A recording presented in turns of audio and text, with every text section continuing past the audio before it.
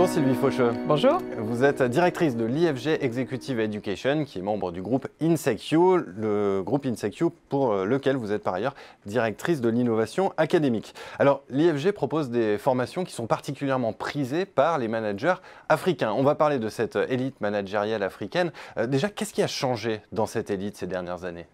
Alors, je vais parler surtout de l'Afrique subsaharienne, où il y a un fort potentiel démographique et puis de jeunes talents. Ce qui a changé, c'est que cette nouvelle élite est de plus en plus attirée vers le monde de l'entreprise et non pas le public ou la carrière politique, comme c'était le cas auparavant. Ils ont une vraie volonté de créer des entreprises et on voit qu'il y a énormément de start-up, de demandes d'accompagnement pour des incubateurs et cela est tout à fait nouveau avec la véritable création, on peut dire, d'une Africa Tech, comme on en parle de plus en plus. Alors c'est surtout vrai dans l'Afrique anglophone, mais de plus en plus dans l'Afrique aussi francophone. Alors justement, on sait que la téléphonie mobile, le smartphone ont bouleversé l'activité économique en Afrique subsaharienne également. Est-ce que l'élite managériale s'est appropriée les nouveaux modes managériaux ? Oui, alors l'élite, la nouvelle élite africaine est vraiment au top du digital.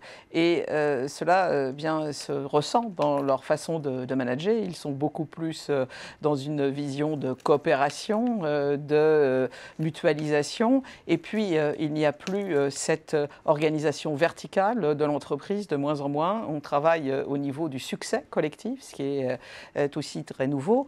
Et bien sûr, les nouvelles technologies le permettent. Et ils sont en mode managérial, je veux dire complètement ouvert et coopératif, avec une hiérarchie qui est moins prononcée. Ils sont aussi très attirés par tous les nouveaux modèles d'organisation managériale et en particulier, on le voit par la demande qu'ils ont sur nos Learning Expeditions, par exemple, à San Francisco ou à Londres, pour bien comprendre cet écosystème d'innovation, mais qui n'est pas seulement une innovation technologique, mais aussi une innovation dans le mode de management et dans le mode aussi de financement de ce management. Alors cette génération Z dans les pays occidentaux, on va dire pour faire vite, elle montre un certain attrait pour les projets de développement durable, de développement inclusif, social. Est-ce que c'est la même chose en Afrique ?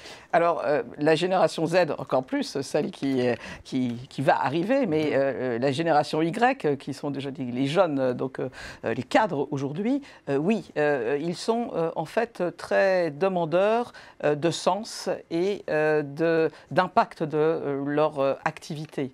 Il y a eu une étude réalisée par le cabinet Mazars il y a 2 ans qui montre que pour plus de 82% des jeunes de cette génération, eh bien, l'impact environnemental, social et économique est primordial dans leur activité. Et donc, on va les retrouver dans des activités comme sur la transition énergétique, sur tout aussi ce qui concerne les financements, les modes de financement locaux, et puis aussi sur des projets eh bien, de RSE. Et aussi, leur objectif, c'est de rester dans leur pays pour pouvoir développer leur pays et de façon aussi je dirais, à l'intérieur de la région d'Afrique. Ils n'ont plus cette volonté, comme par le passé, lorsqu'ils ont réussi, et que c'est une réussite individuelle, eh bien, de partir, de s'expatrier. Plus du tout. Seulement 10% s'expatrient aujourd'hui. Et leur volonté, c'est vraiment de rester localement et de constituer un réseau interafricain, interculturel africain, mais ouvert sur toutes les innovations du monde. Dernière question, comment est-ce que l'enseignement supérieur français peut accompagner au mieux ce mouvement ? Alors d'abord, il faut être conscient qu'ils ne sont plus demandeurs de formation académique comme leurs aînés uniquement. Ils ont besoin d'une formation tout au long de la vie et ça, ils sont très friands de compétences. Ils raisonnent beaucoup plus en termes de compétences et cela signifie que finalement, eh bien, pour toutes les avancées, régulièrement, ils suivent des formations. Aussi, ils ont besoin d'agilité dans les modes de formation, d'où le recours au digital. Ils sont très demandeurs de formation e-learning, avec une partie bien sûr présentielle pour toujours constituer l'humain, puisque l'humain est important. Mais on voit que en fait, les modes, ils sont plus en avance pratiquement que les Français sur tout ce qu'on peut appeler aujourd'hui la pédagogie inversée et l'utilisation des nouvelles technologies pour apprendre. Et l'autre chose aussi qui me frappe, c'est leur besoin qui est tel et leur demande qui est telle qu'ils n'hésitent pas à s'endetter pour financer régulièrement leur acquisition de compétences. En fait, ils recourent à des crédits bancaires, ce qui n'est pas du tout le cas des cadres, ni des jeunes cadres français, qui investissent beaucoup moins dans cette acquisition de compétences tout au long de leur vie.